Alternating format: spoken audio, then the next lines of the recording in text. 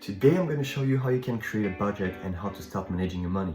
Hey everyone, I'm your host Alexis. Welcome to the Alexis Investing channel. If you want to follow my investing journey, learn about personal finance, passive income and money, hit that subscribe button right now to be notified for upcoming videos. I hope everyone is having an amazing day so far, and without any further ado, let's go into budgeting in 2020. Before going to step number 1, let's go and see why and when should you budget. In my opinion, when you're interested into money or finances, you have to budget. It doesn't matter how old you are or how experienced you are, you have to create a budget in order for you to have a financial life that's stable.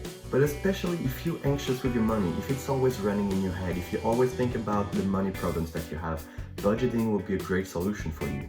If you're having a hard time with your money and you never know how much you're going to be left at the end of the month, well, that's a great way also to stop this. And also, as I just said, it's a great way for you to develop your finances and also to have a stable financial life.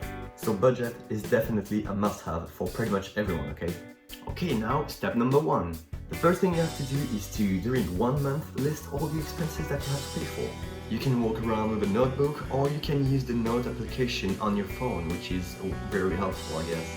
This includes all the transportation expenses, for example, such as car insurance, the gas, if you have a bus subscription, if you have a subway subscription, for example, all this has to be listed. Same thing for all the groceries. It means everything that you consume, and even when you go to a restaurant or you go to buy drinks at a bar, this will get included into what you consume. Obviously, you should include your rent and all the taxes that you have to pay. Same thing with bills, credit card debt and student loans. So you have to spend a bit of time trying to figure out everything that you spent in 1 month.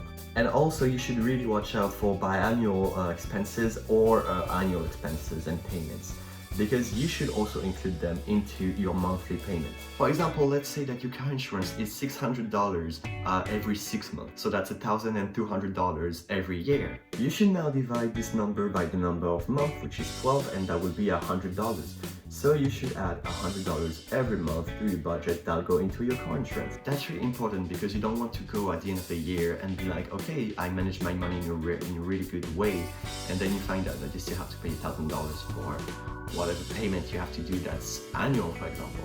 By the way, I told you should do this for 1 month, but if you can do it for longer, that will be even better, because you want to list all the expenses, for example, that you had in 1 year.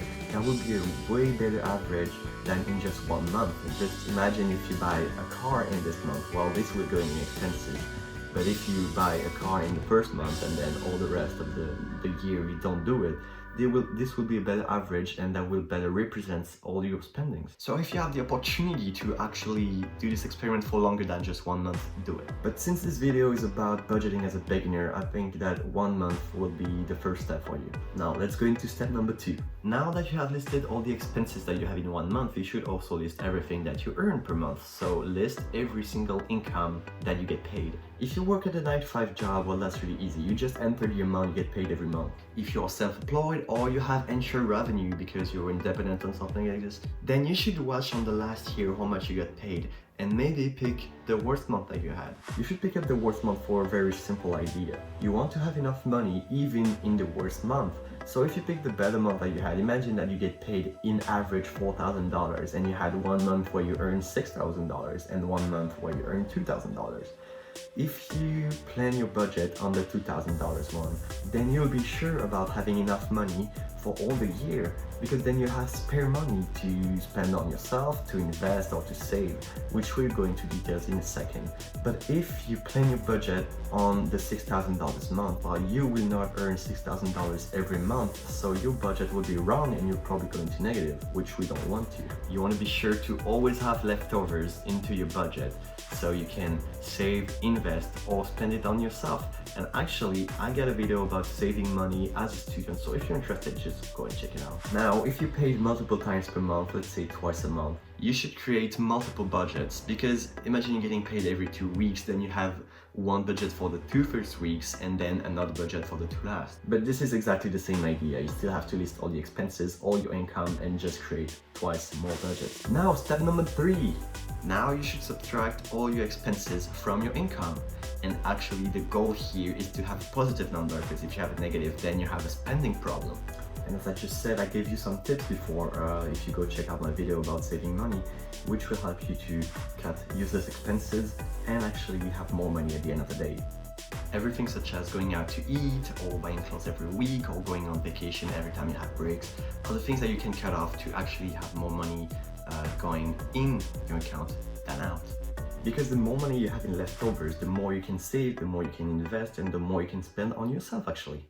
Now let's see an example on how you can actually divide your budget. Here is a graph that represents how you can actually manage your money. Obviously this is just an example, so you don't have to follow exactly this number, but yeah. You can see that everything is spread according to how much it will cost you. So the part about housing, which is 23 to about 33%, is here, but imagine if you still live with your parents, then you don't have to pay for this. Same thing, if you still live with your parents, you don't have to pay for this much food. So if you don't have those big expenses, you should actually put more into debt payment or investing, which will be my choice in my opinion. And also, if you have a lot of leftover, you can actually, as a young person, start to create a small business to actually have more income and the same expenses, which will be great at the end of the day. Now the only thing left for you to do is actually to take action, and believe me, creating a budget as a young person will change your financial life. As soon as you start, you'll see big differences in your financial life. And this is really important to be prepared for the future, where as an adult you have to manage your money in a great way so that you never go into debt too much, or you always have enough money to have a secure life. If after using this budget for a while you feel like something is missing or something is too expensive for how much importance you give it, then you can reconsider it. You can change the percentage to find something that represents your financial life in the best way. If you start budgeting right now, you'll get way more disciplined than pretty much everyone with your money, and that's a great advantage to have. If you enjoyed, consider subscribing and also go check out my other videos if you're interested into this subject. It was your host Alexis from the Alexis Investing channel. I see you guys next week. Bye bye.